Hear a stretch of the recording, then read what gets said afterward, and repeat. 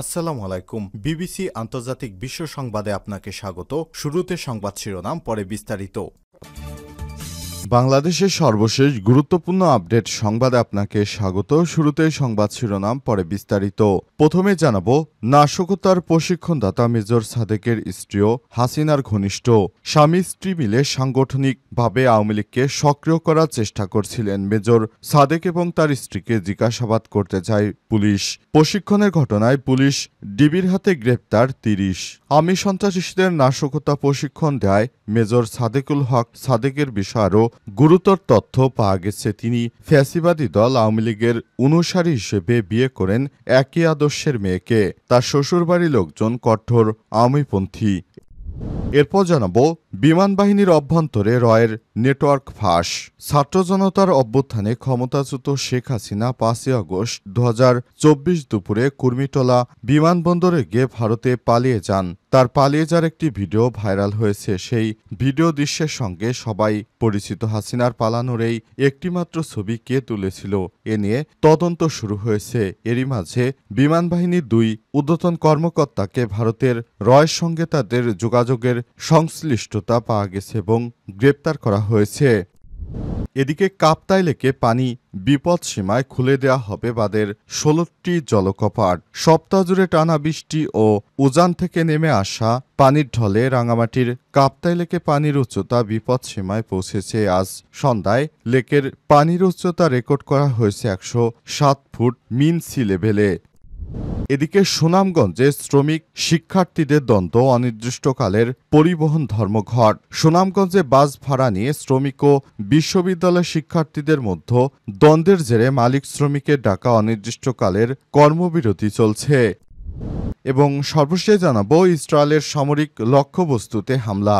ইসরায়েলের সামরিক লক্ষ্যবস্তুতে হামলা চালিয়েছে ইয়েমেনের হুথি যোদ্ধারা। এক সংক্ষিপ্ত টেলিভিশন ভাষণে গোষ্ঠীটির সামরিক মুখপাত্র ইয়াহিয়া সারি জানিয়েছেন, তারা সিয়নি শত্রুদের সামরিক অবস্থানে ৩টি ড্রোন নিক্ষেপ করে। খবর আল জাজিরার। প্রিয় দর্শক, এতক্ষণ শুনছিলেন সংবাদ শিরোনাম, এবারে বিস্তারিত।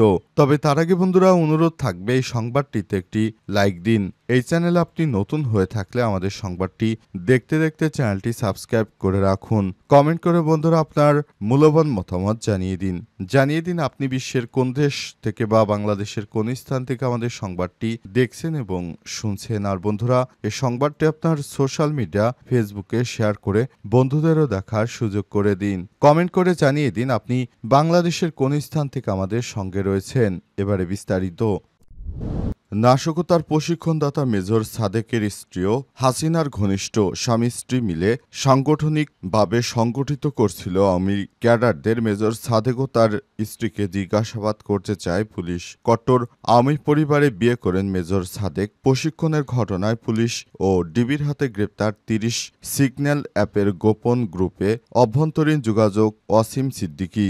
আওয়ামী সন্ত্রাসী নাশকতার প্রশিক্ষণ দেয় মেজর সাদেকুল হক সাদেকের বিষয়ে আরও গুরুতর তথ্য পাওয়া গেছে। তিনি ফ্যাসিবাদী দল আওয়ামী লীগের অনুসারী হিসেবে বিয়ে করেন একই পরিবারের মেয়েকে। তার শ্বশুরবাড়ির লোকজন কঠোর আওয়ামীপন্থী।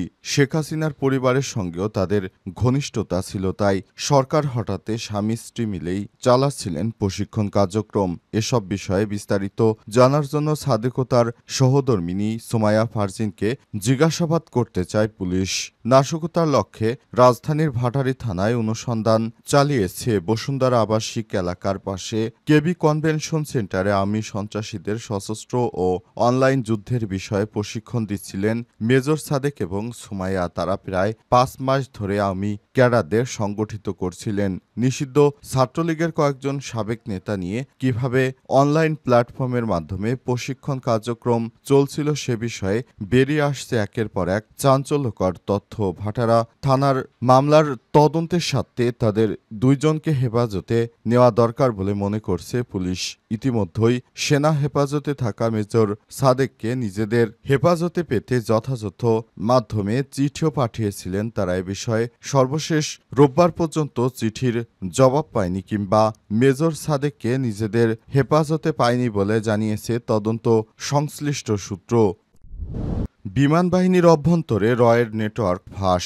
ছাত্র জনতার গণ অভ্যুত্থানে ক্ষমতাচ্যুত শেখ হাসিনা ৫ই আগস্ট ২০২৪ দুপুরে কুর্মিটোলা বিমানবন্দর দিয়ে ভারতে পালিয়ে যান। তার পালিয়ে যাওয়ার একটি ভিডিও ভাইরাল হয়। সেই ভিডিওর দৃশ্যের সঙ্গে সবাই পরিচিত। হাসিনার পালানোর এই একটিমাত্র ছবি কে তুলেছে এই ছবি এবং কে ধারণ করেছেন এই ভিডিও, সঙ্গে সঙ্গে নেট দুনিয়ার ভিডিওটি আবারও ছড়িয়ে দিলই বা কে। এয়ার ইন্টেলিজেন্স এই ঘটনার অনুসন্ধান এবং ছবি ধারণকারী ব্যক্তিকে ধরতে গিয়ে উদ্ঘাটন করল বাংলাদেশ বিমান বাহিনীর অভ্যন্তরে ভারতীয় গোয়েন্দা সংস্থা রয়ের নেটওয়ার্ক। এই নেটওয়ার্কের সঙ্গে সংশ্লিষ্টতায় গ্রেপ্তার বিমান বাহিনীর স্কোয়াড্রন লিডার আবদুল্লাহ ইবনে আলতাফকে ইতিমধ্যেই কোর্ট মার্শাল করে ১০ বছরের সাজা দেওয়া হয়েছে। তিনি এখন গাজীপুরের কাশিমপুর কারাগারে হাই সিকিউরিটি সেলে বন্দী রয়েছেন। রয়ের সংশ্লিষ্টতায় বিমান বাহিনীর উচ্চপদস্থ ৬ কর্মকর্তা air vice marshal M A Awal Hossain, air vice marshal Zahidul Islam Saeed, air commander Mohammad Aminul Haque, group captain Abdullah Al Faruk, group captain Mohammad Shamim এবং উইং কমান্ডার সাইদ মোহাম্মদকেও শনাক্ত করেছে। তাদের বাধ্যতামূলক অবসরে পাঠানো হয়েছে। আমার দেশের অনুসন্ধানে সম্পর্কে বিস্তারিত তথ্য পেয়েছে। এ ব্যাপারে যোগাযোগ করা হলে আন্তঃবাহিনী জনসংযোগ পরিদপ্তর আইএসপিআর এর পরিচালক লেফটেন্যান্ট কর্নেল সামিউদ্দৌলা চৌধুরী আমার দেশকে জানিয়েছেন, বিমান বাহিনীর এই ৬ অফিসার স্বাভাবিক অবসরে গেছেন। নির্ভরযোগ্য সূত্র থেকে জানা গেছে, বাংলাদেশ এয়ারফোর্সের ভেতরে রয়ের শ্যাডো রিক্রুটার হিসেবে কাজ করতে স্কোয়াড্রন লিডার আবদুল্লাহ বিন ইবনে আলতাফ এয়ার ইন্টেলিজেন্স তাকে আইডেন্টিফাই করার পর ২০২৪ সালের ১৪ই আগস্ট ডিজিএফআইয়ের হাতে তিনি গ্রেপ্তার হন। তার ব্যক্তিগত গাড়ি থেকে উদ্ধার করা হয় ভারতীয় প্যারা কমান্ডোর ব্যবহৃত করা দুটি FN-90 এবং সিকপি ২২৯ রাইফেল এবং ১ কোটি নগদ টাকা সহ বিভিন্ন ইলেকট্রনিক ডিভাইস। কাপ্তাই লেকে পানি বিপদসীমায় খুলে দেয়া হবে বাঁধের ১৬টি জলকপাট। সপ্তাহ জুড়ে টানা বৃষ্টি ও উজান থেকে নেমে আসা পানি ঢলে রাঙামাটির কাপ্তাই লেকে পানির উচ্চতা বিপদসীমায় পৌঁছেছে। সন্ধ্যায় কাপ্তাই লেকের পানির উচ্চতা রেকর্ড করা হয় ১০৭ ফুট মিন সি লেভেলে। যদিও লেকটির ধারণ ক্ষমতা ১০৯ ফুট অর্থাৎ, তবে কাপ্তাই বাঁধের বয়সজনিত কারণে ১০৭ ফুটকেই বর্তমান বিপদসীমা হিসেবে বিবেচনা করা হচ্ছে। কাপ্তাই জলবিদ্যুৎ কেন্দ্রের ব্যবস্থাপনা পরিচালক মাহমুদ হাসান স্বাক্ষরিত এক বিজ্ঞপ্তিতে জানানো হয়েছে, লেকে পানি বিপদসীমায় পৌঁছেছে। সোমবার বিকাল ৩টায় কাপ্তাই পানি বিদ্যুৎ উপকেন্দ্রের ১৬টি জলকপাট ৬ ইঞ্চি করে ছেড়ে দেয়া হবে। এতে প্রতি সেকেন্ডে ৯,০০০ কিউসেক পানি কাপ্তাই লেক হতে কর্ণফুলী নদীতে নিষ্কাশন করা হবে। একই সঙ্গে জানানো হয়েছে, কেন্দ্রের ৫টি ইউনিটে হতে সর্বমোট ২১৯ মেগাওয়াট বিদ্যুৎ উৎপাদন হয়েছে। এই বিদ্যুৎ উৎপাদন করতে গিয়ে প্রতি সেকেন্ডে ৩০,০০০ কিউসেক পানি কাপ্তাই লেক হতে কর্ণফুলী নদীতে নিষ্কাশন করা হচ্ছে। কাপ্তাই জলবিদ্যুৎ কেন্দ্রের ব্যবস্থাপনা পরিচালক মাহমুদ হাসান আরও জানান, রাতে যেভাবে পানি বৃদ্ধি পাচ্ছে, সকালে এই ধারা অব্যাহত না থাকলে পানি সোমবার ছাড়া হবে না। তিনি আরও বলেন, বর্তমান লেকের ইনফ্লো ও বৃষ্টিপাত পরিস্থিতি নিবিড়ভাবে পর্যবেক্ষণ করা হচ্ছে। ইনফ্লো বেশি হলে অর্থাৎ পানির লেভেল অপ্রত্যাশিতভাবে বৃদ্ধি পেলে স্পিল ওয়ার অর্থাৎ জলকপাট গেট খোলার পরিমাণ পর্যায়ক্রমে বৃদ্ধি করা হবে। সুনামগঞ্জে শ্রমিক শিক্ষার্থী দ্বন্দ্বে অনির্দিষ্টকালের জন্য পরিবহন ধর্মঘট। সুনামগঞ্জে বাস ভাড়া নিয়ে শ্রমিক ও শিক্ষার্থীদের দ্বন্দ্বে মালিক শ্রমিকের ডাকা অনির্দিষ্টকালের কর্মবিরতি চলছে। আজ সকাল থেকে জেলার সব ধরনের দূরপাল্লার এবং আঞ্চলিক রুটের বাস চলাচল বন্ধ রয়েছে। এতে চরম ভোগান্তিতে পড়েছে হাজারো ব্যবসায়ী। শ্রমিক নেতারা জানান, সুনামগঞ্জ বিজ্ঞান ও প্রযুক্তি বিশ্ববিদ্যালয়ের শিক্ষার্থীরা তাদের বাসের শ্রমিককে মারধরের প্রতিবাদ শহরে তাদের এক চালককে মারধর ও জেলে থাকা বাস চালকের মুক্তির দাবিতে তাদের এই কর্মবিরতি কর্মসূচি। চালকদের মারধরের বিচার ও চালকদের মুক্তি না দিলে অনির্দিষ্টকালের জন্য এই পরিবহন ধর্মঘট চলবে।